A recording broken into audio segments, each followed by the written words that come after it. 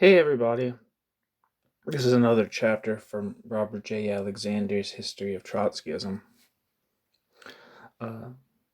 This chapter is titled Fourth International Split and Partial Reunion. During the early 1950s, three of its most important national sections, together with several smaller ones, broke away from the established Fourth International and set up a rival organization. The three were the Socialist Workers Party of the United States and the majority of the French and British sections of the International. Only one of these breakaways, that of the French section, was caused directly by the new strategy developed by the Fourth International under the leadership of Michel Pablo. However, the strategy was also a major contributing factor in the splitting away of the British and American sections and the new International Committee of the Fourth International, which they established, took a strong position against Pabloism, that is, the turn in policy which the Fourth International had taken under Pablo's leadership. The beginnings of the split. In the appropriate sections of this book, dealing with those national sections, we have traced in some detail the internal controversies which determined the split of the French, American, and British sections from the International. Here it is sufficient to recapitulate very briefly, those events and to trace how they resulted in the establishment of a rival to the existing apparatus of the Fourth International. The crisis first arose in the French section. Early in 1952, the Parti Communiste Internationalist was ordered by the International to undertake the policy of, quote, entrism sui generis, end quote, and to direct its major efforts to trying to get its members into the French Communist Party. The majority of the leadership of the PCI rejected this notion, as a result of which, in March 1952, the International stepped in and in effect converted the majority of the political bureau of the Parti Communiste Internationalist into a minority pending the next party congress scheduled to meet in May. When the 8th Congress of the PCI met, it passed a resolution declaring that a, quote, grave danger menaces the future and even the existence of the Fourth International. Revisionist conceptions born of cowardice and petty bourgeois impressionism have appeared within its leadership. The still great weakness of the International, cut off from the life of the sections, has momentarily facilitated the installation of a system of personal rule basing itself and its anti-democratic methods on revisionism of the Trotskyist program and abandonment of the Marxist method, end quote. Shortly afterward, the majority of the French section were expelled by the International Executive Committee. At that point, the party of the French majority stood alone, as Fred Feldman has written, quote, many of the forces which later supported the International Committee faction still had considerable confidence in Pablo. Since these forces were not convinced that Pablo was on a revisionist course, they thought the French refusal to carry out the, quote, deep entry, end quote, tactic reflected a sectarian bent. Therefore, they made no objection at the time to Pablo's moves and even supported them, end quote. In the meantime, a split began to develop in the Socialist Workers Party in the United States. At its inception, this struggle had little to do with, quote, Pabloism. Bert Cochran and most of those associated with him wanted very different kinds of changes in policy and in the nature of the Socialist Workers' Party from Pablo's general proposals. George Clark, who had been the Socialist Workers' Party representative at the headquarters of the Fourth International and had become a strong supporter of Pablo, sided with the Cochranites upon his return home. As a consequence of this situation, and particularly of Clark's insistence that he represented the thinking of the International's leadership, James Cannon and others in the Socialist Workers' Party became increasingly convinced that Pablo was using his influence on behalf of the Socialist Workers' Party majority. As the controversy grew more heated, Pablo did in fact side with the minority, particularly with Clark. This finally provoked a break between the Cannon group and the majority in the Fourth International leadership. As the Pablo Socialist Workers' Party quarrel intensified, the leadership of the British section was drawn into it. In that case, the controversy arose originally over a document which had been submitted to the sections in the name of the International Secretariat as part of the preparations for the forthcoming Fourth Congress of the International. This document, entitled, quote, "The Rise and Decline of Stalinism," end quote, put forth once again the ideas of Pablo about the changed nature of the Soviet leadership and the Stalinist parties in general. When it first discussed in the executive committee of the British section, Gerry Healy, the leading figure in the section, tentatively presented certain modifications to the document. His right to do so was then challenged by Jack Lawrence, who claimed that since Healy was a member of the International Secretariat, he was bound by International Secretariat discipline not to dissent from the document which it had sponsored. Subsequently, on September 23, 1953, the Bureau of the International Secretariat wrote to Healy in the same vein, but Healy was incensed rather than mollified by this, quote, advice, end quote, from the headquarters of the International. He took steps to call a meeting of the section's national committee to remove members of the Lawrence faction from the direction of the sections periodically. Clearly, the British situation was related to the quarrel between the Socialist Workers Party and Pablo. At one point, Healy was summoned to the International headquarters in Paris, where he was assured that if the British section would line up against the Socialist Workers Party, Pablo and his associates would see to it that the Lawrence faction ended its activities. Healy demurred. The fuck does demur mean?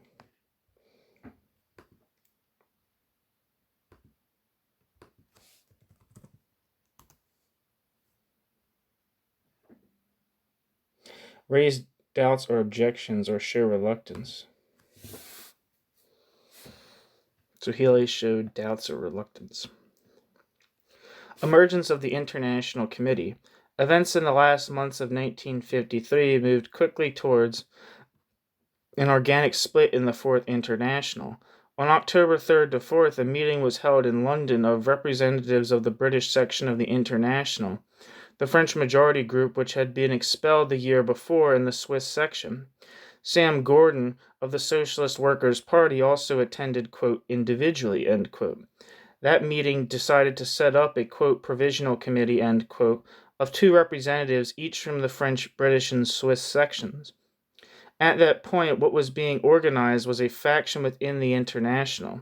The meeting declared that, quote, the delegates declared their political agreement on the international perspective on the character of the Soviet bureaucracy and Stalinism. They decided to undertake together the defense of Trotskyism against Pabloist revisionism and the struggle against the liquidation of the Fourth International, end quote. They also agreed to prepare documents for submission to the Fourth Congress of the International. Then on November 7th to 8th, 1953, the Socialist Workers Party held a plenum at which it expelled the Cockernite faction. The International Secretariat sent a letter to this meeting after noting that the Socialist Workers Party had not yet submitted any critique of the documents of the Fourth World Congress. This letter claimed that, quote, to build a faction under such conditions, then to bring it forth brusquely in the late day and then violently oppose it to the international leadership becomes frankly an unprincipled, unspeakable operation profoundly alien to the traditions and nature of our movement, end quote. It ended saying, quote, avoid a fundamental political crystallization on this or that line before previous discussion between delegations responsible to your leadership and the International Secretariat or the IEC. Put above any other consideration the unity of our international movement, the unity of your own organization, end quote. When the Socialist Workers' Party leadership clearly did not follow its advice, the International Secretariat issued a letter from the Bureau of the International Secretariat to the leadership of all sections, signed by Pablo, Pierre Frank, and Ernest Mandel, and dated November 15th, 1953. it began, quote, "The most revolting operation has just been launched against the unity of the International. The majority of the American organizations, cynically defying the most elementary rules of our international movement and its traditions as well as its leadership, have just excluded by the decision of its plenum of November 7th to 8th the minority which declares itself in agreement with the line of the International," end quote. After noticing that Cannon end quote. After noting that Cannon and his associates, as well as Healy, had until recently supported the international leadership, the letter noted that, quote, "Their 100% about-face of today dates only a few months back. How then to explain it?" End quote. The letter answered its own question. If they now act in this way, it is above all to safeguard the personal clique regime in the midst of their organization that they consider threatened by the extension of the influence of the International as a centralized world party. Fixed on old ideas and schemas, educated in the old organizational atmosphere of our movement, they really represent politically and organizationally the sectarian tendency which recoils from the movement of the social democratic or Stalinist masses or feels itself ill at ease within it. They further remain profoundly resistant to all real integration into a centralized world party, end quote. This letter then proceeded virtually to read the Socialist Workers Party out of the International Trotskyist movement. Quote, "The International was, remains, and will remain a political movement and a principled organization. It will not compromise on its principles. It will never permit the expulsions effected by Cannon, nor those of Burns, Gerry Healy, is preparing in England. With all our forces, we ask the IEC to stigmatize these measures, to enjoin those who have taken them to immediately withdraw them and to reintegrate forthwith and the expelled members within their organizations. Any other road followed by anyone whatsoever could only place them outside our movement," end quote. Meanwhile, in addition to expelling the Cochranites, the Socialist Workers' Party plenum had adopted, quote, "a letter to Trotskyists throughout the world," end quote. This document, after reciting a bit of the post-war history of the Fourth International, quote, "restated," end quote, the fundamental principles of Trotskyism. It then proclaimed that, quote, "these fundamental principles established by Leon Trotsky retain full validity in the increasingly complex and fluid politics of the world today," end quote.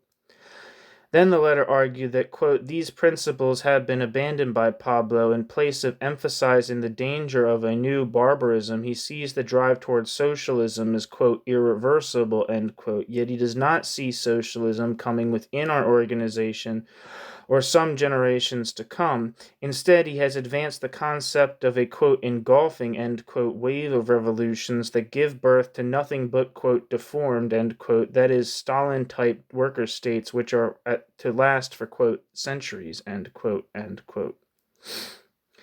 After criticizing a number of specific acts of the Pablo leadership, including its support of the Cochranites, the letter said, quote, "To sum up, the lines of cleavage between Pablo's revisionism and orthodox Trotskyism are so deep that no compromise is possible, either politically or organizationally. If we may offer advice to the sections of the Fourth International from our enforced position outside the ranks, we think the time has come to act, and to act decisively. The time has come for the orthodox Trotskyist majority of the Fourth International to assert their will against Pablo's usurpation of authority. They should, in addition, safeguard the administration of the affairs of the Fourth International by removing Pablo and his agents from office and replacing them with cadres who have proved in action that they know how to uphold orthodox Trotskyism and keep the movement on a correct course both politically and organizationally," end quote. This appeal of the Socialist Workers' Party was very soon answered. On November 23, 1953, a, quote, "resolution forming the International Committee," end quote, was issued from Paris over the signatures of Gerry, Healy, through of the French majority, Smith of the, quote, New Zealand, end quote, section, apparently Farrell Dobbs of the Socialist Workers' Party, and Jacques of the Swiss section, it proclaimed, quote, 1. We affirm our solidarity with the fundamental line of the appeal of the National Committee of the Socialist Workers' Party to the Trotskyists throughout the world, and particularly with the definition therein of the programmatic basis of Trotskyism. 2. We consider as having forfeited its power the International Secretariat of the Pabloist usurpers, which is devoting its activity to the revisionism of Trotskyism, the liquidation of the International, and the destruction of its cadres. 3. Representing the vast majority of the Trotskyist forces of the International, we decide to constitute an International Committee of the Fourth International. All caps. We call on the leadership of all the sections of the Fourth International to establish relations with the leadership which represents the Trotskyist program and the majority of the forces of the International. Every responsible cadre, every Trotskyist militant concerned with the unity of the International and the future of his national section must clearly and swiftly take a position as between the revisionist and liquidationist center of the Pabloist usurpers and the International Committee of the Fourth International, end quote. The 14th plenum of the IEC of the Fourth International, which met December 26 to 28, 1953, retaliated against the signers of the Socialist Workers' Party's, quote, letter and the resolution establishing the International Committee. It resolved, quote, A, to suspend from membership in the International all members of the IEC who signed the split appeal which appeared in the Militant of November 16, 1953, or the appeal of the, quote, Committee of the Fourth International, end quote, who support the appeals and endeavor to rally the sections of the International on this basis. B, to suspend from their post in the leadership of the sections all those who sign these appeals or who support them, and endeavor to rally the sections of the International on this basis. C, to leave the final decisions on these cases to the Fourth World Congress, end quote. The 14th plenum also decided to recognize as official sections the minority groups of the Socialist Workers' Party and of the British section. Finally, it replaced Gerry Healy on the IEC and the IS with John Lawrence and added representatives of the German and Dutch sections to the International Secretariat. Those who had launched the International Committee were able to gain some additional recruits. These included the exiled Chinese section based in Hong Kong and the Canadian section, although the Canadian group underwent a split as a consequence of this decision.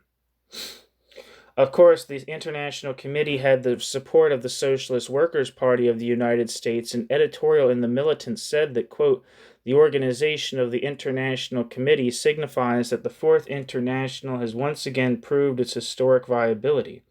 It shows that no force on earth, external or internal, can destroy it, end quote.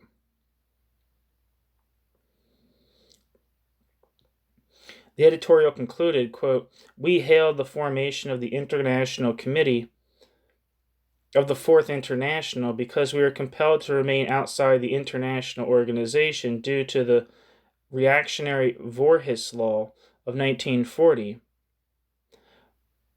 We are all the more interested and concerned with the development of the Fourth International. The International Committee assures the line of revolutionary continuity that extends from Lenin through Trotsky and into the future victory of socialist mankind, end quote. The Pabloite leadership claimed to maintain within its ranks the great majority of the sections. In a letter addressed to the Chinese sections, the International Secretariat wrote that, quote, the following sections, Argentina, Australia, Austria, Belgium, Bolivia, Brazil, Canada, Ceylon, Chile, Cyprus, France, Germany, Great Britain, bracket, majority, end bracket, Greece, Holland, Italy, Indochina, Peru, Uruguay, that is, the overwhelming majority have said that their organization is the only Fourth International and condemn the split committee, end quote. This claim was clearly exaggerated. The majority of the Canadian section had gone with the International Committee, as had the majority of that of Great Britain. In the case of the Bolivian Party, a split took place shortly after the schism in the Fourth International. Although the causes of that division in the Partido Obrero Revolucionario were domestic rather than international, one faction, that led by Hugo Gonzalez Moscoso, aligned with the Pabloites, while the others, led by Guillermo Lora, sympathized with the International Committee, although it may well not have officially affiliated with it. The question of unity in the Fourth World Congress. The Trotskyist Party in Ceylon, Sri Lanka, the Lanka Samaja Party, LSSP, sought to act as mediator in this conflict within the Fourth International.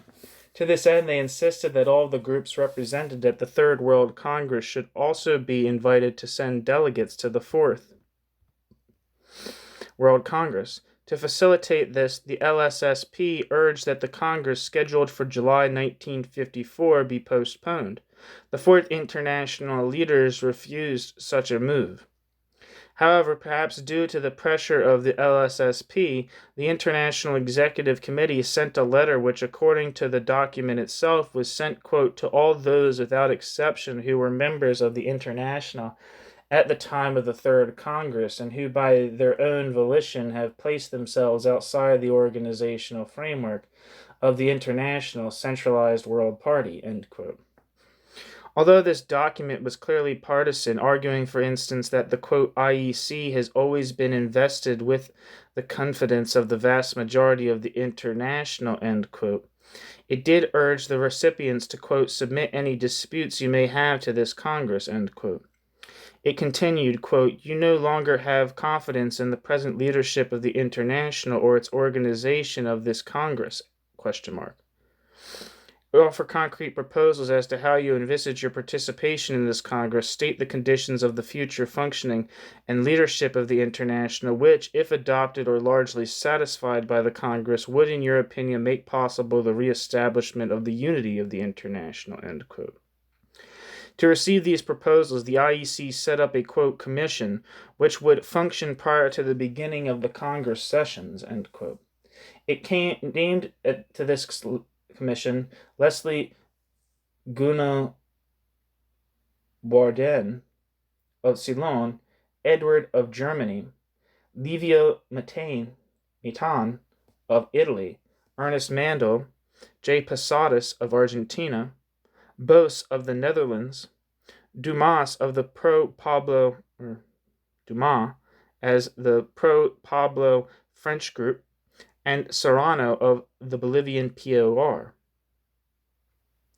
The letter argued that, quote, the purpose of this commission is to assure your participation, genuine, not formal, in the Congress, in order to achieve the reunification of our international movement with the Congress having the sovereign decision, end quote. This letter of the IEC did not serve to bring about the reunification of the International. It did arouse conflicting reactions among groups which had remained with the International Secretariat and the IEC. On the one hand, John Lawrence of Great Britain wrote, protesting, quote, as you know, I am completely opposed to your method in this question, end quote. The Cochranite Socialist Union of America also protested, saying that, quote, it is with a sense of strong urgency that we call upon the IEC to reverse the course and to reorient the entire struggle along correct lines, end quote. On the other hand, the Ceylonese LSSP also protested, but from a different point of view. It argued that, quote, the draft appeal as it stands can be construed as a factional document. It is completely out of place for the IEC to make any such declaration, end quote. Therefore, Colin R. De Silva and Leslie Gunnar member and alternate member of the IEC for Ceylon, refused to sign the letter. In the end, only those groups which stayed with the Pablo leadership were represented at the Fourth Congress. The Pabloite Fourth International, 1953 to 1963.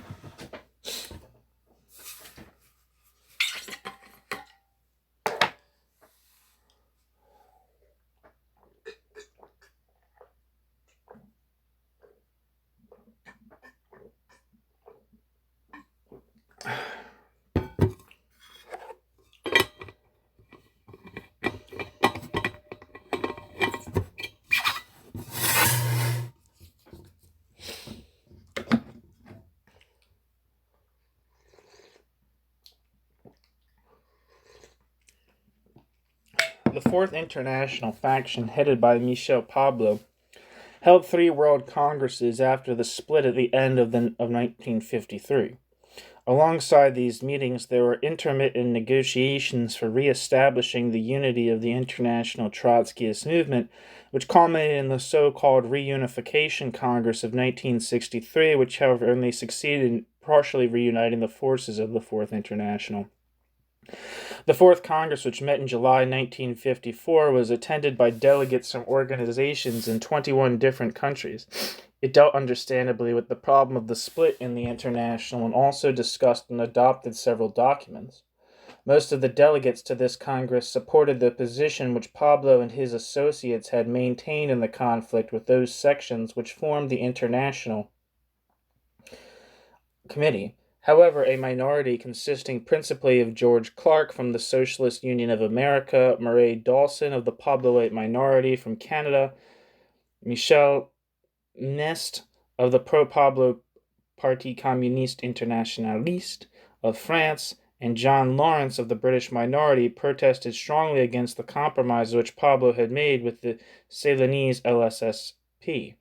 They finally walked out of the meeting.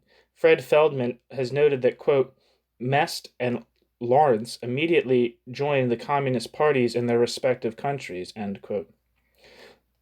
The most important resolution of the Fourth World Congress was entitled, quote, Rise and Decline of Stalinism, end quote. The draft of this document, which more or less repeated the position which Pablo had put forth in the previous few years, that the Stalinist parties, whether they wanted to or not, were increasingly being forced to take the leadership in revolutionary movements in various parts of the world, had been severely criticized by the LSSP of Ceylon.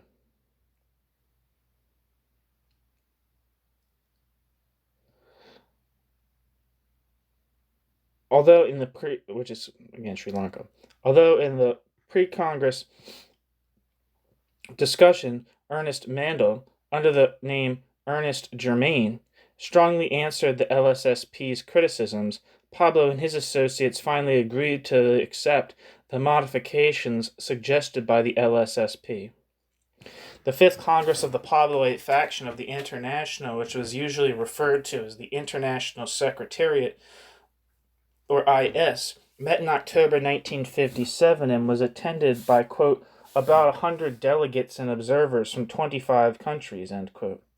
The Congress's discussion centered on 3 documents. The first of these, entitled Economic Perspectives and International Policies, was presented by Pablo, and it recognized for the first time for the Trotskyists that a major world depression was not likely in the proximate future. It discussed the ways in which the capitalist regimes had prevented such a crisis and noted that although revolutionary strikes in the capitalist countries were not likely soon, there might be extensive economic strikes. This document also dealt with the economies of the, quote, worker states, end quote, noting their rapid progress and suggesting the need for rationalizing their economies.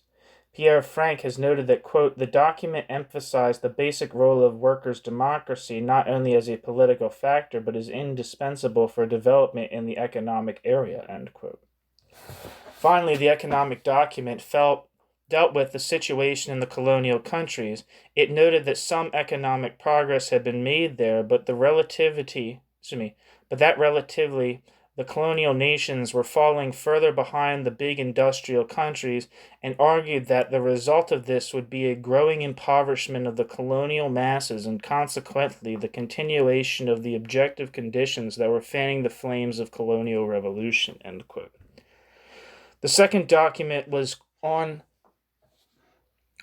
quote, colonial revolution since the end of the Second World War, introduced by Pierre.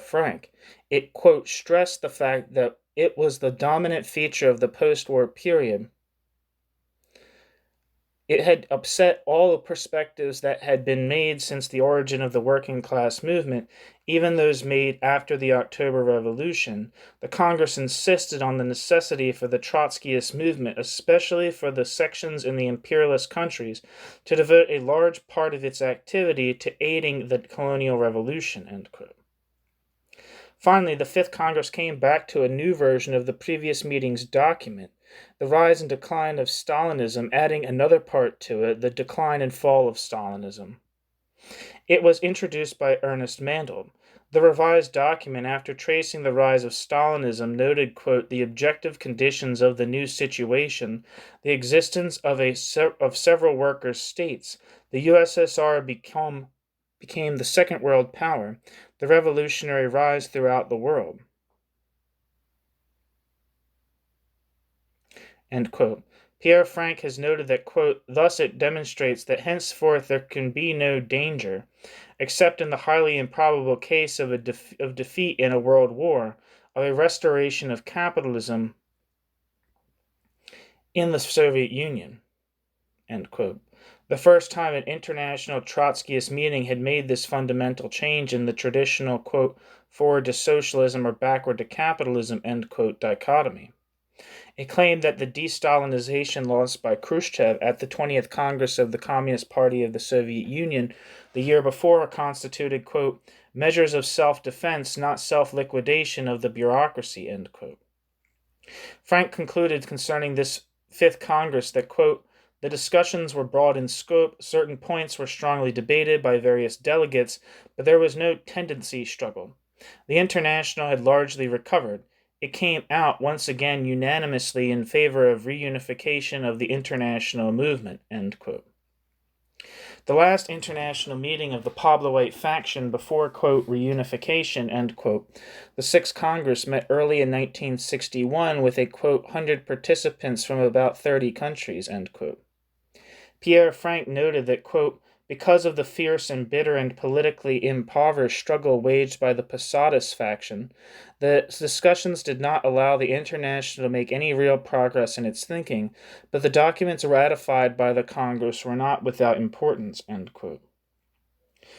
One of these documents, introduced by Ernest Mandel, reviewed the world economic situation, recounting again the means by which the capitalist countries had avoided a major economic crisis. Also, although noting that continued advance of the, quote, workers' states, end quote, it, quote, refuted Khrushchev's claim, widely believed in, that period, to the effect that the USSR would rapidly surpass the USA on the economic plane, end quote. Livio Matain introduced the Congress document on the colonial revolutions. It, quote, made a special study of the situation in a certain number of colonial zones or colonial countries. A great deal of space was allotted to the Algerian Revolution. A special resolution was devoted to Cuba, retracing the revolutionary process that had culminated only a short time before in making the island a workers' state, the first in the Western Hemisphere, end quote. This time, Pierre Frank introduced the resolution on Stalinism. It recounted the, quote, reforms, end quote, undertaken by Khrushchev, and, quote, one second. Saving files here, so the downloading videos. So eventually, this recording, the making of this recording, will interrupt. No, bitch! Close my fucking...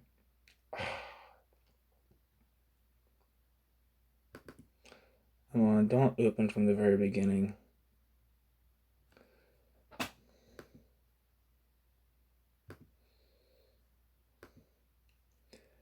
I'm gonna blow my fucking brains out. God.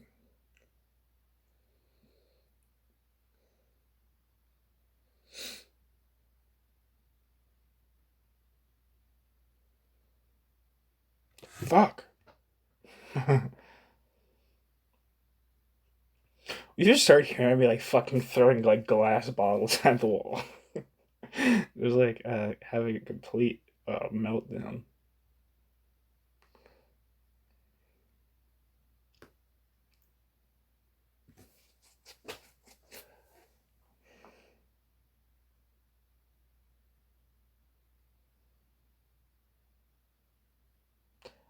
So how are you?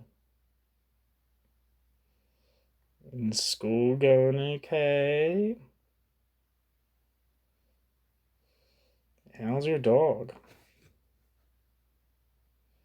Oh, you put them down. Oh, that's sad.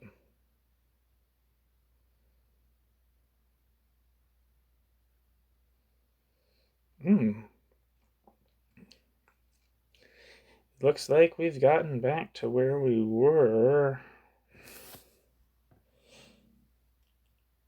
All right.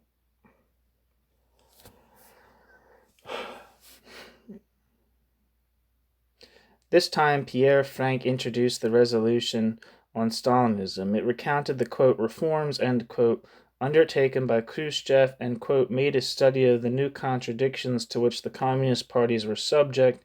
It pointed out the compromise between the Chinese and Soviet leaderships embodied in the text adopted several weeks earlier in the Moscow Conference of 81 communist and workers' parties, and concluded that this compromise could not be a lasting one, that the Sino-Soviet crisis would inevitably erupt again, end quote. This was the first international congress since 1948 at which the Lanka Sama Samaja party of Ceylon was not represented. There had already begun the quarrel between that party and the International, which was 2 years later to result in the expulsion of most of the LSSP from the International. One of the decisions of the Sixth Congress was not published at the time was to move the headquarters of the International. Until 1960, it was located in Paris, but it was concluded that because of the return of Charles de Gaulle to power, it was no longer advisable to keep the headquarters there, since the International Secretariat had been particularly active in support of the Algerian Revolution. In 1960, the headquarters was moved to Amsterdam, where it was thought that the Trotskyists would be freer to operate, where they would be nearer the European headquarters of the Algerian Revolution, which was in Cologne. However, soon after moving there, Michel Pablo was arrested by the Dutch police for his work against the Algerian War, was sentenced to 2 years in jail, which he served. After Pablo's arrest, it was decided to move the International Secretariat to Rome. The reason for this was that of the 3 members of the Bureau of the Secretariat, Pierre Frank, Ernest Mandel, and Livio Matain was at that time the only one who could devote full time to the work of the International Secretariat. Pablo opposed this decision. The International Committee from 1953 to 63. So this is the split group, I guess. The other faction of the international Trotskyism, the International Committee, did not hold full-fledged congresses such as those of the Pabloite group. Pierre Frank has noted that, quote, it really functioned not as a centralized organization, but as a faction with loose ties among its members. According to information supplied by comrades who took part in the International Committee, there were few international meetings of the committee, political positions often being formulated in the form of documents from national sections after exchanges of views between the committee's meetings, end quote. However, from time to time, there were limited meetings of representatives of the parties and groups associated with the International Committee. For example, one such meeting took place in Paris in November 1953. It adopted resolutions on the so-called parity commission between the Pabloites and the IC, and on, quote, solidarity with the Algerian struggle for national liberation, end quote. The nearest thing to a worldwide committee of the International Committee was a World Conference which met in Leeds in 1958. The leading role was apparently taken by the delegates of the Socialist Workers Party of the United States, whose principal resolution was adopted at the meeting. The Latin American delegates to the conference submitted several documents which were critical of the attitude of the Socialist Workers Party within the International Committee, particularly its allegedly, quote, federal, end quote, concept of the nature of the Fourth International, and particularly of the International Committee, and of overtures which the Socialist Workers' Party leaders had made for reunification with the International Secretariat. However, the resolutions submitted by the Latin Americans were not formally considered by the conference. One development within the International Committee, which was to have considerable future impact on the evolution of international Trotskyism, was the formation of a Latin American organization within its ranks. This resulted from a meeting in October 1954, which set up the Comité Latinoamericano del Trotskyismo. ortodoxo, or ortodoho, that's probably how you say it, CLA, consisting of Nahuel Moreno,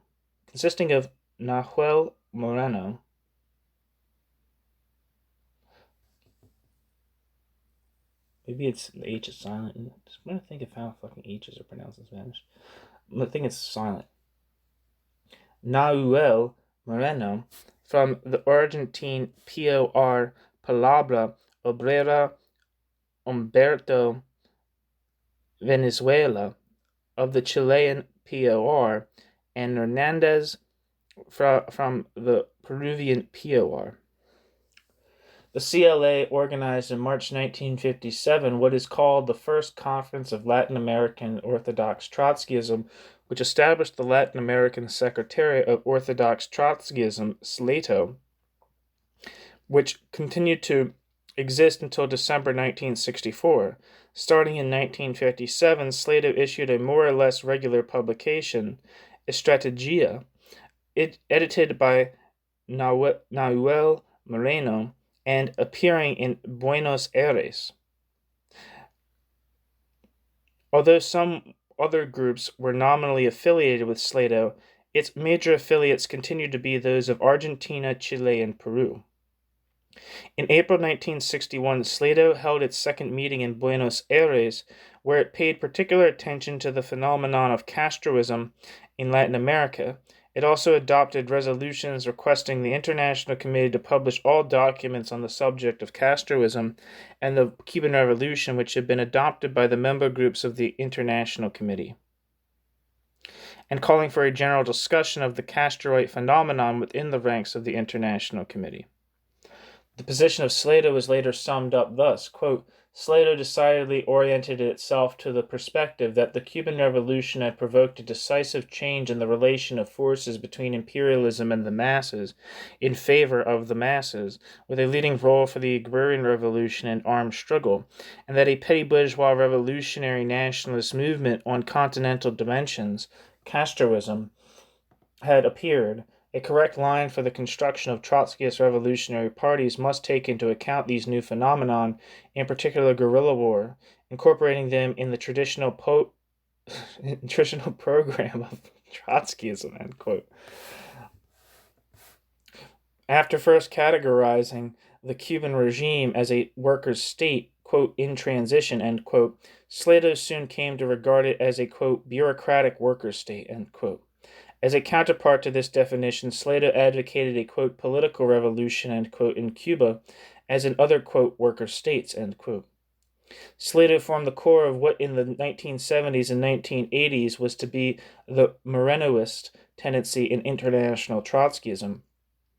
Pierre Frank has noted concerning relations between the IC and the International Secretariat that, quote, beginning in 1956, the 20th Congress of the CPSU and the Sino-Soviet dispute brought the positions of the two groups closer on the question of the crisis of Stalinism. Moreover, the problems of colonial revolution, members and sympathizers of the International Committee, especially those in North America and Latin America, underwent an experience with the Cuban Revolution that was in many respects similar to the Fourth International's experience with the Algerian Revolution, end quote. From time to time, the International Committee issued general statements. One of the most significant of these was the, quote, Manifesto of the International Committee of the Fourth International, Trotskyists on the Hungarian Revolution, end quote, published in November 1956. It proclaimed that, quote, the Hungarian people, arms in hand, have revolted against the native Stalinist bureaucracy and its Russian overlords. In the course of their heroic struggle, they have established workers' councils in several important industrial towns, end quote. The statement went on to argue that, quote, to destroy Stalinist bureaucratic oppression and counter-revolution, the Hungarian Workers' Council, or Soviet method of organization, which, as in Russia in 17, forms the basis of the dictatorship of the proletariat, end quote. The document appealed to the members of the communist parties to use the betrayal of the workers by their parties in the Hungarian situation to get rid of their Stalinist leaders. It also appealed to the Soviet armed forces, calling upon them to, quote, remember the revolutionary traditions of the Red Army founded by Leon Trotsky. Solidarize yourselves immediately with the gallant Hungarian fighters for socialist freedom organized in their Soviets, end quote. Early moves towards reunification. The split in the Fourth International had hardly been consummated when steps began to be taken, which in the eyes of some of the people involved were designed to try to re-establish the unity of the International Trotskyist movement. A leading role in this process was taken by the Lanka Samaja of Ceylon, which, although staying in the Fourth International of the Pabloite, shared many of the views of the rival group organized in the International Committee. Leslie Gunawardene of the LSSP had meetings with Gerry Healy apparently soon after the Fourth World Congress of the Pabloites. Out of this discussion came the decision to establish a, quote, parity commission, end quote, of the two groups. Fred Feldman has noted that, quote, to Gunawardene, this was a step towards reunification, but for Healy, the parity commission was intended to win over the Ceylonese and to place the onus for the continuation of the split on Pablo, end quote. This parity commission soon became a bone of contention within the International Committee. Although they had gone along with its establishment, the leaders of the Socialist Workers Party, often referred to in the relevant documents as the, quote, New Zealand section, end quote, quickly came to the conclusion that the parity commission was a bad idea. After some exchange of correspondence, they succeeded in convincing Gerry Healy of the same point of view. The French affiliate of the International Committee had been opposed to the commission from the beginning. The only leading figure in the International Committee who remained convinced that the exchange of documents between the Pabloite and the International Committee through the vehicle of a parity commission was the best possible way of getting to the IC points of view presented to the leaders of the possibly sympathetic groups which remained in the Pabloite organization, particularly the Ceylonese, was Feng Shui.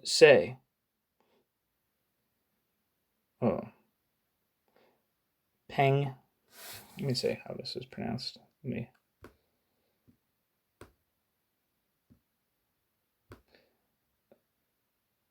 kind of sounds like it could be like Wang Fu Shi, Fan Shi, but I'm not sure.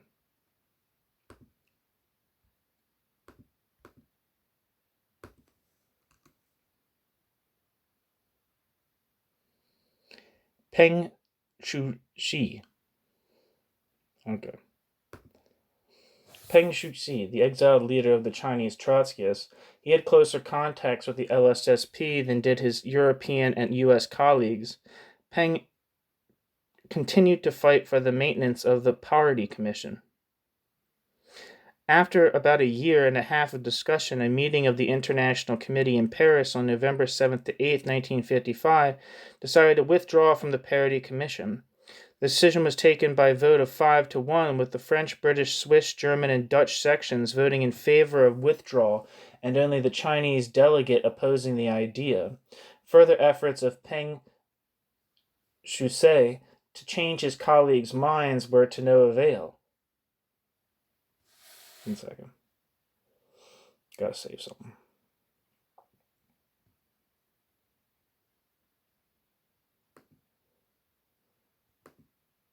No, man.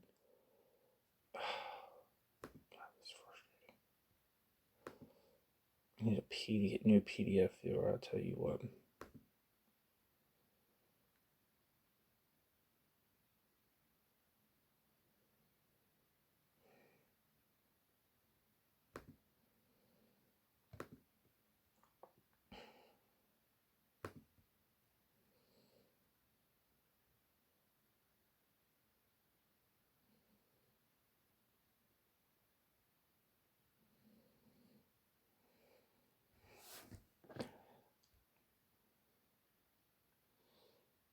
This silence must be really fun to listen to.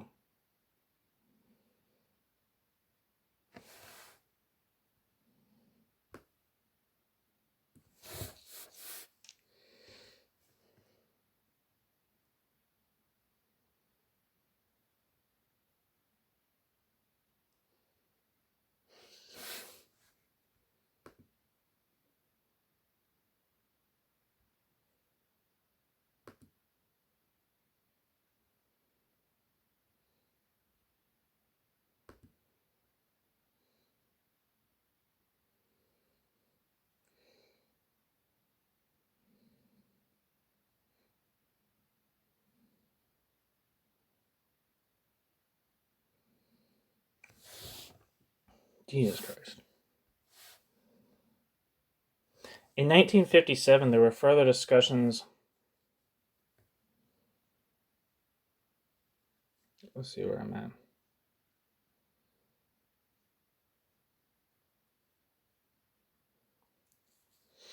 About a year and a half of discussion, a meeting of the International Committee in Paris from November 7th to 8th, 1955, decided to withdraw from the Parity Commission.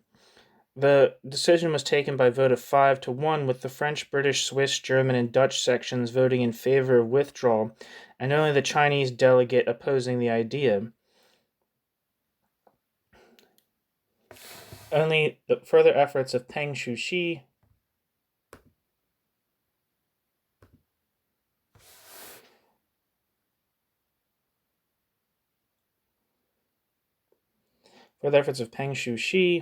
to change his colleagues' minds were to no avail. In 1957, there were further discussions looking to the possible reunion of the two factions of international Trotskyism. Pierre Frank has noted in discussing the International Secretariat's Fifth World Congress that, quote, in the course of preparing for the Congress, an attempt at rapprochement with the International Committee was made with a view to reunification, end quote. He added that, quote, this attempt at rapprochement failed, mainly because distrust on the organizational level persisted, end quote. Some controversy continued over whether the British section of the IC or the Socialist Workers Party was more responsible for the failure of this attempt at reunification.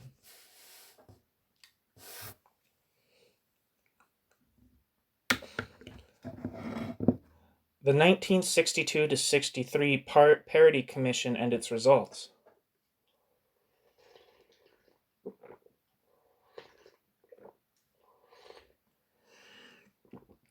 The last attempt to try to reunite the Fourth International of the Pablo followers and the International Committee,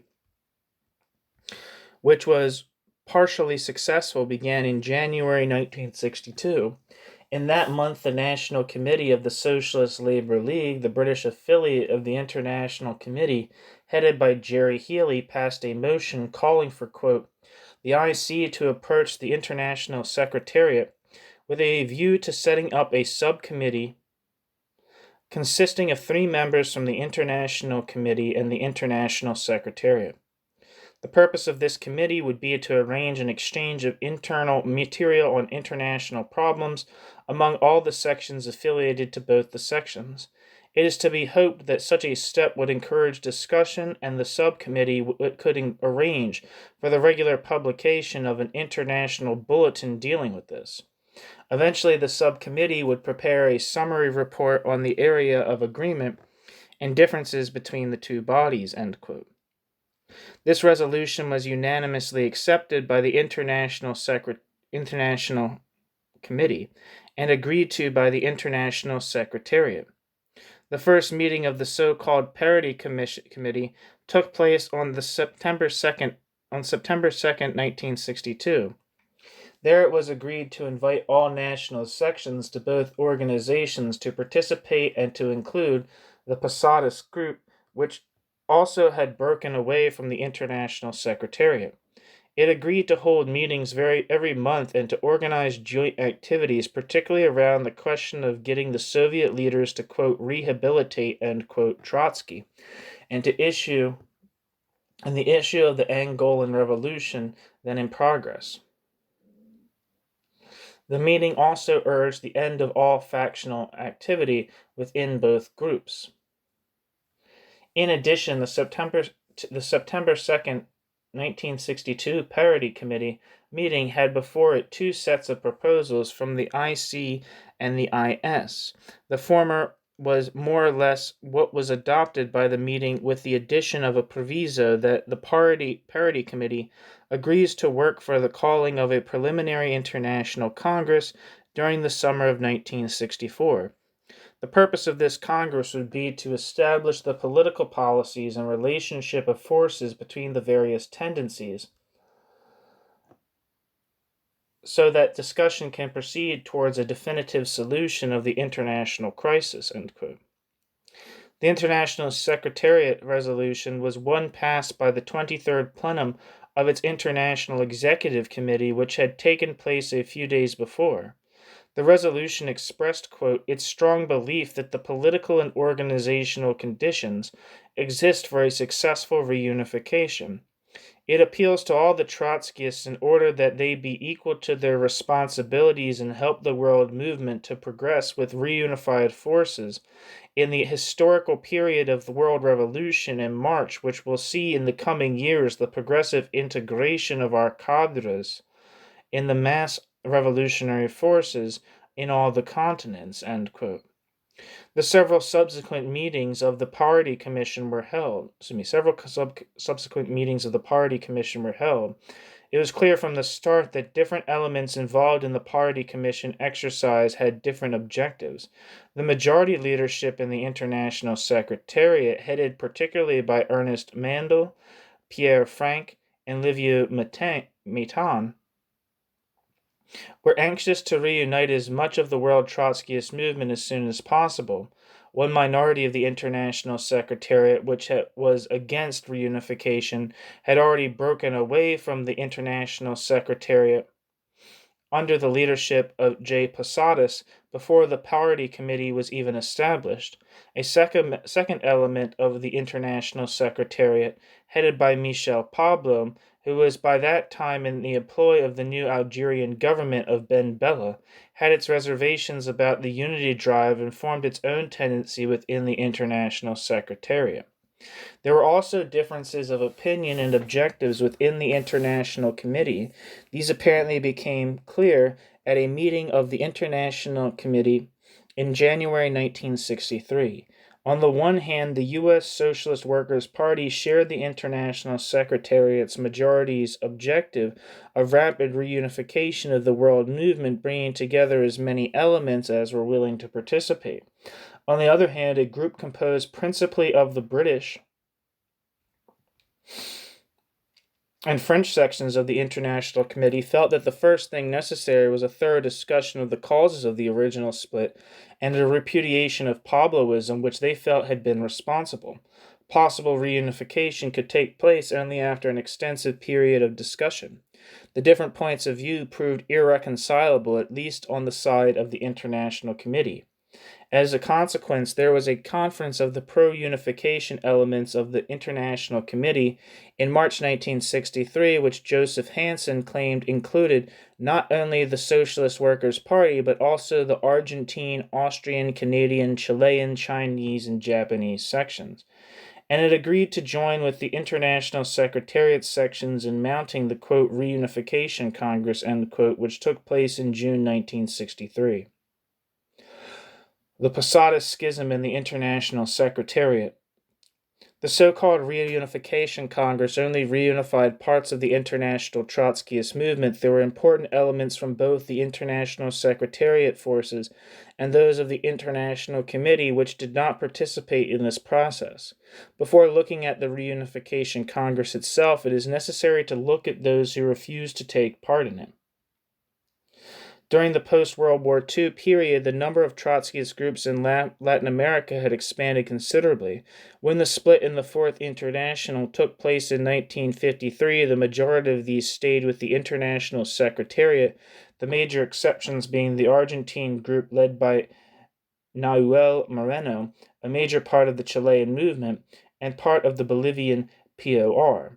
Sometime after the Fourth International split, there had been organized within the International Secretariat the Latin American Bureau of the Fourth International. It was headed by one of the more curious figures in the history of international Trotskyism, Homero Cristalli, who used and was generally known by the party name J. Posadas. He was a one-time professional soccer player who had some organizing ability, and as it turned out, a somewhat exaggerated idea of his own capacity as a Marxist-Leninist Trotskyist theorist. Pierre Frank has traced the emergence of Posadas as a factional leader within the International Secretariat to the disillusionment of a number of people within the Trotskyist ranks with the possibility of successful revolution in the highly industrialized states, and their growing conviction that the hope of world revolution lay almost entirely in the colonial and semi-colonial countries. Among those who tended to have this point of view were Pablo and Posadas. Sometime in 1959, quote, they united against the, quote, Europeans, end quote, and the members of the international leadership who did not want to abandon political activity within the European mass movement, end quote. Shortly afterward, Pablo and a Dutch Trotskyist leader, Sal Santen, were arrested in the Netherlands in connection with their agitation on behalf of the Algerian Revolution, leaving Posadas as more or less the leader of the, quote, anti-Europeans, end quote. He mounted a major effort on the basis of his influence among the Latin American Trotskyists to win a majority of the World Congress of the International Secretariat early in 1961. He did not succeed. In addition, a number of those at the Congress who were close to Pablo dissociated themselves from Posadas because of his, quote, extreme, end quote, behavior. Subsequently, Posadas broke violently with Pablo over differing attitudes toward the Sino-Soviet dispute, among other issues. Finally, in April 1962, Posadas and his followers organized what they called an extraordinary conference of the Fourth International under the direction, quote, under the direction of the Latin American Bureau, end quote. It was held somewhere in Latin America. The internal evidence of some of the documents adopted there indicating that it probably met in Uruguay. According to Posadas, it lasted 9 days.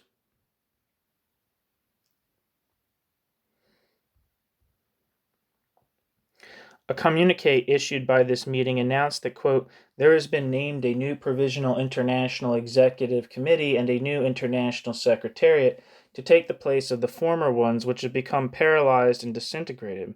It has been decided to reconstruct the sections of the Fourth International in Europe, drawing political and organizational conclusions from the capitulation of the leadership of Germain in the Belgian section, of Pierre in the French section, of Liviu Mitterrand in the Italian section. These parties have nothing to do with the Fourth International and Trotskyism, end quote. Posadas' new International Secretariat claimed that, quote, the majority of the International, end quote, had been represented at this conference, although no specific figures were given. It also announced that the extraordinary conference had decided, quote, to declare outside of the International Mr. Maitan, Frank, Pablo, and others in the face of their clear political, ideological, organizational surrender and their abandonment of the resolutions of the Congress since 1938, end quote. The official document of this extraordinary conference provided some indication of the organizational, personal, and ideological bases of the Posadas group's decision to split and, in effect, to form their own Fourth International. In a, quote, call for the extraordinary conference of April 1962 to the Bolshevik militants and cadres of the International in Europe, Asia, and Africa, end quote, they charged that at the Sixth Congress it had been decided that a majority of the International Secretariat should be, quote, colonial, end quote, but, quote, the conservatized, capitulating, and liquidationist sector of Germain, who was, as it was said earlier, was Ernest Mandel, Pierre, Liviu Mitterrand, Michel Pablo, Sal Santen, George, and René brutally violated, end quote, that decision. Furthermore, they, quote, have paralyzed the leadership of the International, end quote. Although the Latin American delegations had succeeded at the Sixth Congress in getting acceptance of the, quote, strategy of applying the essential forces of the World Party in the arena of the colonial revolution, end quote, and the Sixth Congress had provided for an IEC, an International Secretariat, to carry out such a policy, quote, during a year the capitulating sector did nothing serious to establish the colonial majority, even passing a resolution to leave the leadership as it was, as a result of which the members from the colonial countries remained in the minority, end quote.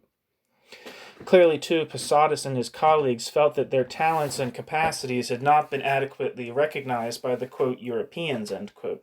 A special resolution concerning Pablo, for instance, accused Pablo of calling the movement in Latin America in an open letter a, quote, troop, and accusing the Latin American leaders of being, quote, ignorant, end quote.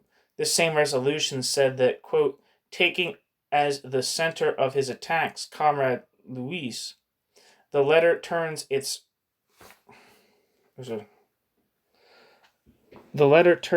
depreciating attitude, however, on the whole Latin American movement. The letter reveals the disdain of the revolutionary proletariat on the part of the petty bourgeois intellectuals who have been incapable of constructing Bolshevik cadres or organizations, end quote. Bracket, quote, Comrade Luis, end quote, was used to designate Posadas in the official documents of the Extraordinary Conference. Finally, the documents of this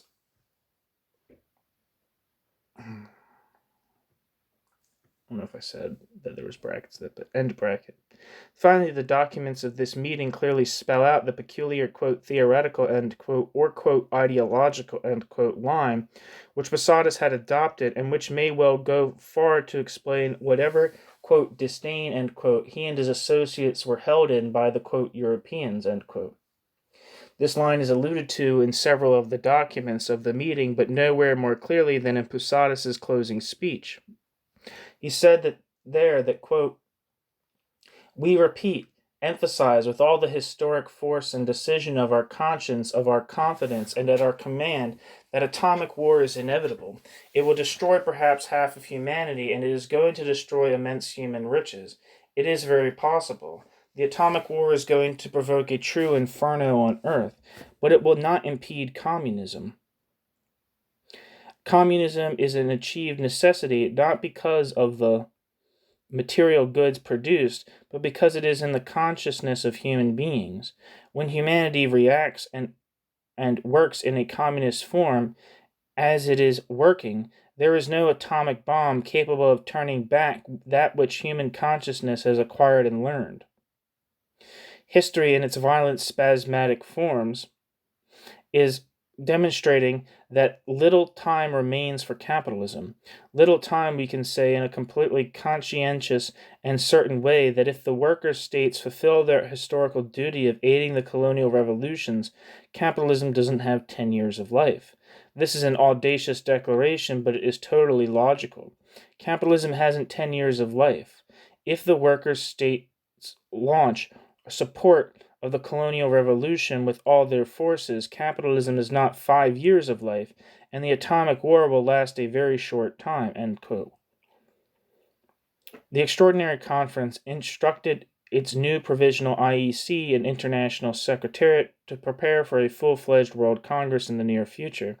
To that end, it was instructed to organize new parties in a number of European countries.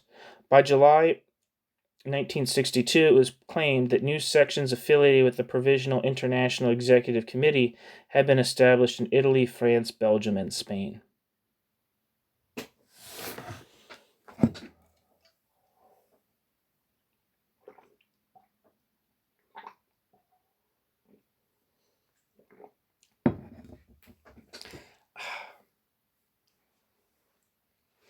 The defections of the Healy-Lambert groups.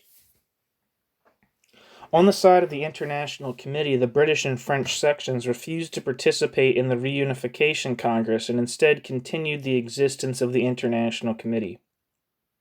The position supported by the Socialist Labor League, led by Gerry, Healy, and the organization Communiste Internationalist, headed by Pierre Lambert, and perhaps the reasons for their actions, by no means entirely coincidenced. They were united, however, in their opposition to merging with the Pabloites, end quote. There had been disagreements from time to time between the Healy Group and the Socialist Workers Party of the United States since the earliest days of the International Committee, but it was not until the beginning of serious consultations concerning the possibility of reuniting the IC and the IS that these divergences brought a parting of the ways between the two groups. The principal programmatic ideological question over which the SLL and the Socialist Workers Party quarreled was that of the Cuban Revolution. The Socialist Workers' Parties, of course, had come some time earlier to the conclusion that the Castro regime was by then a worker state. The British did not agree. The polemic on the issue ensued between Joseph Hansen of the Socialist Workers' Party and the leadership of the SLL. Hansen wrote a long article entitled Cuba, the Acid Test, a reply to the ultra-left sectarians, dated November 20th, 1962. Although the article extended over 50 pages, its thesis may be summed up in terms of the old story to the effect that if an animal looks like a dog, barks like a dog, wags its tail like a dog, and says it is a dog, it is probably a dog. Hansen maintained that if the Castro regime had the characteristics which the Trotskyist movement over more than a quarter of a century had laid down as those of a worker state, it must be a worker state. These characteristics were a nationalized economy and the substitution of the plan for the market as the guiding force in the economy. After a considerable interval, the Socialist Labor League's National Committee adopted a document on March 23, 1963, entitled Opportunism and Empiricism. This long essay was a more or less direct reply to the piece by Hansen. The British accused Hansen and the Socialist Workers' Party leadership generally of the mistake of substituting the philosophical approach of empiricism, its peculiar American manifestation of pragmatism, for the dialectical materialism of Marx, attacking Hansen for his insistence that, quote, the facts, end quote, about the Castro regime indicate that it has become a worker state. The Socialist Labor League leadership argued that mere quote, facts, end quote, without proper philosophical framework within which to organize their meaning were useless. Hansen and the other Socialist Worker Party leaders had abandoned the philosophical framework of dialectical materialism as refined over the preceding 35 years by the Trotskyist movement. They therefore had misinterpreted the quote, facts, end quote, of the Cuban situation.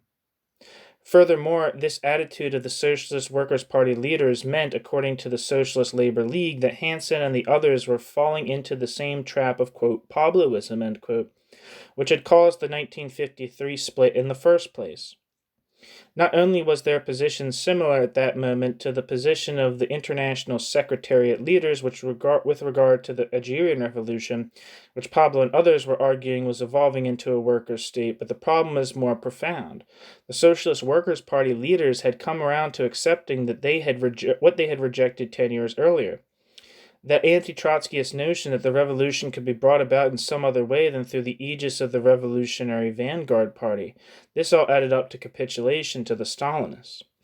Other issues inevitably entered into the controversy. On the one hand, the Socialist Labor League leaders accused the Socialist Workers' Party of working behind the backs of the British both in dealing with the International Secretariat and with elements of the International Committee that agreed with quick unification with the, quote, Pabloites, end quote.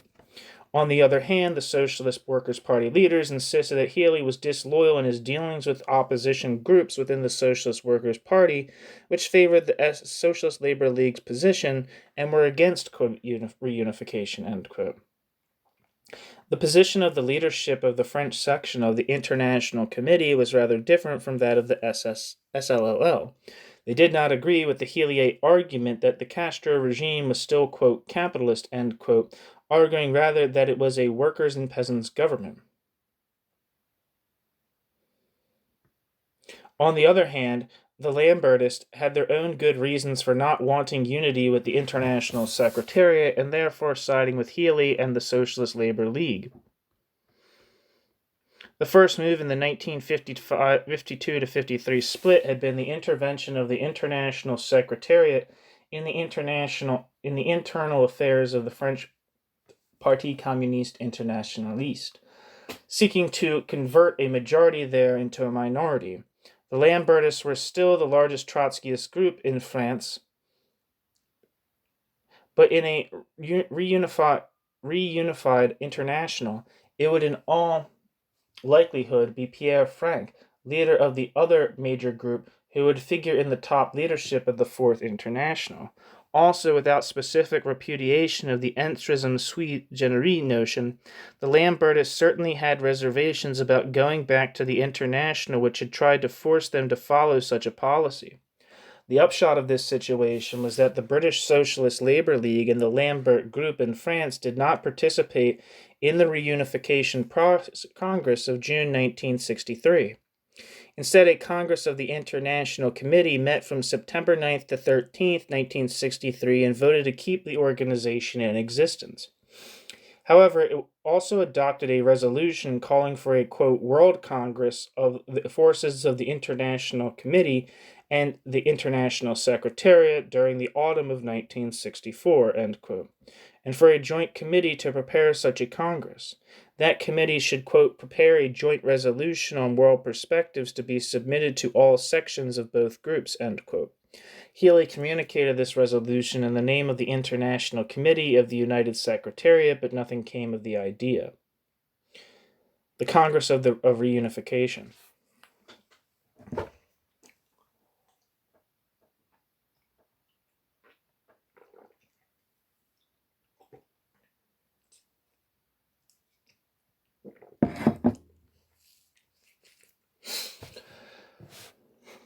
The Congress of Reunification. I need some water. Had some coffee, now I need some water.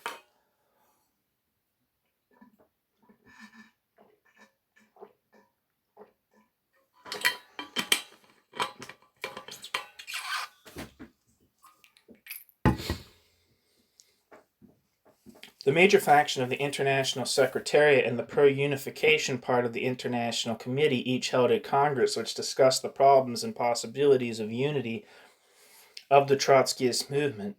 Both meetings approved documents which subsequently were to be adopted by the Reunification Congress of the Fourth International held in June 1963. The Reunification Congress adopted the resolutions which had been previously approved. However, the faction of the International Secretariat, led by Michel Pablo, presented a minority resolution for discussion. Representatives of his tendency were elected as a minority in the new International Executive Committee chosen by the meeting. A full day of the Congress was devoted to discussion of the Algerian Revolution, concerning which Pablo presented a report. Pierre Frank has said that, quote, the Congress was unanimous in seeing important possibilities for the development of the Algerian Revolution towards a socialist revolution, as it happened in Cuba, and decided to do its utmost to mobilize the International and its sections in support of the Algerian Revolution, end quote. The major document adopted by the Reunification Congress was entitled, quote, Dynamics of World Revolution Today, end quote. This 17-page document presented the basic orientation of the majority element in international Trotskyism in 1963. The statement started by noting that, quote, the classical schema of world revolution assumed that the victory of socialism would occur first in the most industrially developed countries, setting an example for the less developed, end quote. However, the resolution noted that, quote, the revolution followed a more devious path than even its greatest theoreticians had expected, end quote. As a consequence, quote, all the victorious revolutions after 1917, including the establishment of workers' states through revolutionary upheavals in Yugoslavia, China, Vietnam, and Cuba, thus took place in relatively backward countries, while the possibility of early revolutionary victory in the imperialist countries was postponed, end quote.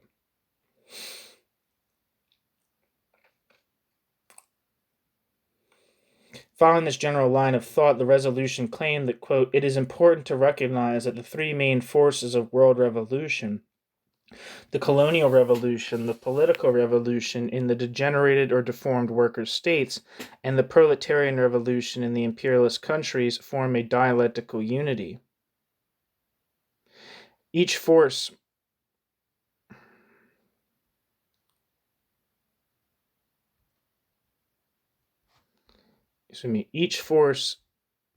influences the others and receives in return powerful impulses or brakes on its own development, end quote. After reviewing each of these aspects of the world revolution, the resolution argued that, quote, The most probable variant in the next few years is therefore the following. The colonial revolution will continue, involving new countries and deepening its social character as more worker states appear. It will not lead directly to the overthrow of capitalism in the imperialist centers, but it will play a powerful role in building a new world revolutionary leadership, as is already clear from the emergence of Castroist currents. The pressure of the masses in the workers' states will continue, with a tendency toward increasing mass action and the possible beginnings of political revolution in several workers' states. Both these developments will favorably influence the resurgence of mass militancy among the proletariat in the imperialist countries, reinforcing a tendency stemming directly from the socio-economic mechanism of advanced capitalism and the slowing down of its rate of expansion." End quote.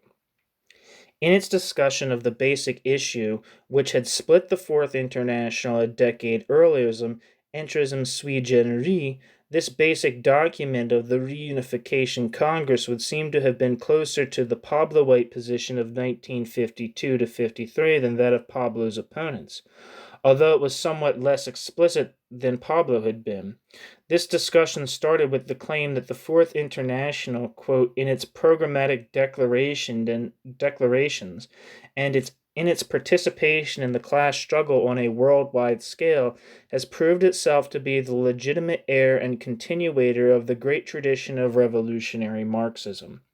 Events have proved it right on many points, even its antagonists have had to borrow from its arsenal, though in a partial, one-sided, or distorted way. End quote. Admitting that the Fourth International and its sections remained relatively small, the resolution asserted that, quote, the world Trotskyist movement has given much consideration to the problem of setting out with small forces to win the working class and organize it into a party capable of challenging the rule of the capitalist class. The overall principle on which it has proceeded on the organizational level is that a revolutionist must not permit himself to be separated from his class under any circumstances. They belong to the big organizations of the masses, whether they be nationalistic, cultural, or political in character. Insofar as possible, they advance the ideas and the program of Trotskyism among the members of these organizations and seek to recruit from them. End quote. It follows that, quote, they have no choice but to practice, quote, entrism, that is, to participate in an integrated component in the internal life of the mass movement. The purpose of, quote, entryism is not to construct a, quote, pressure group, end quote, as some critics have charged, but to build a mass revolutionary Marxist party in the real conditions that must be faced in a number of countries. For a certain stage of work, no practical alternative remains open. Owing to national peculiarities, the tactic has many variants. It must be applied with great flexibility and without dogmatism of any kind. The norm for those engaging in it is to maintain a sector of open public work, including their own Trotskyist publication. End quote. However, the document also contained a gesture in the direction of the, quote, anti-Pablo, end quote, position of the International Committee. It said that, quote, the building of an alternative leadership of the working class, i.e. of new revolutionary mass parties, remains the central task of our epoch. The problem is not that of repeating over and over again this elementary truth, but of explaining concretely how it is to be done.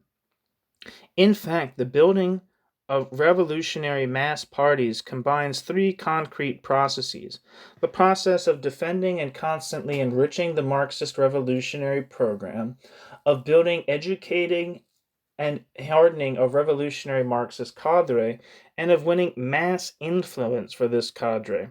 These three processes are dialectically intertwined. End quote. The resolution also reflected the close association elements of the United Secretariat either had or hoped to develop with the Algerian and Cuban revolutionary regimes. noting that, quote, in previous decades, end quote, failure to develop a revolutionary party before the outbreak of revolution, end quote, would signify a certain defeat for the revolution, end quote. He went on to say that, quote, because of a series of new factors, however, this is no longer necessarily the case. The example of the Soviet Union, the existence of worker states from whom material aid can be obtained, and the relative weakening of world capitalism have made it possible for revolutions in some instances to achieve partial successes, and even to go so far as the establishment of a worker state. Revolutionary Marxists in such countries face extremely difficult questions, quote, end quote, but, quote, no choice is open to them in such situations but to participate completely and wholeheartedly in the revolution and to build the party in the very process of the revolution itself, end quote. Finally, the resolution reiterated that, quote, only an international based on democratic centralism, permitting different tendencies to confront each other democratically, while uniting them in action, can allow experiences from all corners of the world to become properly weighed and translated into revolutionary tasks on a world scale.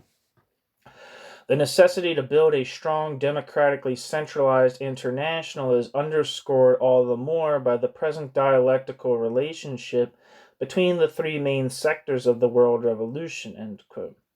Presumably, the conclusive argument on the issue was that, quote, Fidel Castro, as a result of his own experience in a living revolution, today stresses the decisive importance of building Marxist-Leninist parties in all countries, end quote. The Latin American party of the International Committee, which had been grouped together in the Latin American Secretariat of Orthodox Trotskyism, did not immediately join the United Secretariat. However, quote, once the reunification was consummated, our tendency, Slato, characterized it as positive, gave it critical support, and began a process of discussion and negotiations. Only in December 1964, when the discussions and negotiations which we had carried on for more than a year culminated, our tendency, Slato, headed by Palabra Obrera, transformed its critical support of reunification into a formal entry into the Fourth International, headed by the United Secretariat, end quote. Conclusion.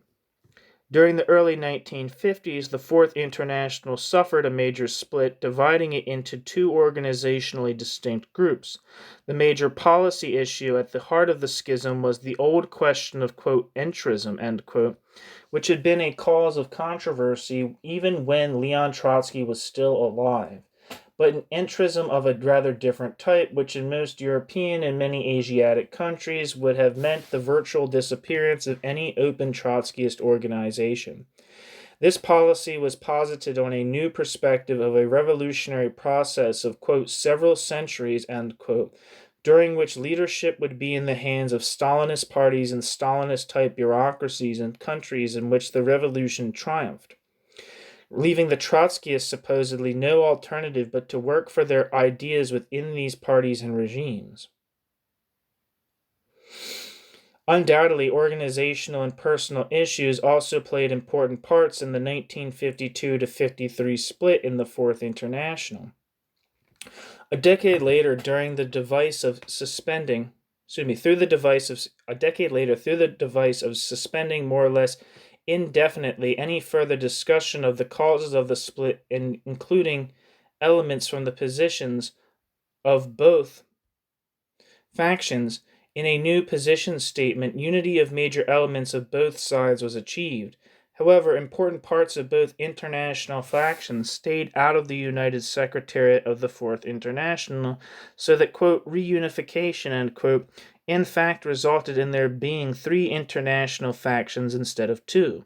From the early 1960s, therefore, it becomes necessary to trace the history of the Fourth International in terms of those factions of schismatic groups which emerged from them, and still other claimants to the tradition of Leon Trotsky's original Fourth International, which emerged without any clear connections with the three, quote, Fourth Internationals, end quote, which existed after June 1963.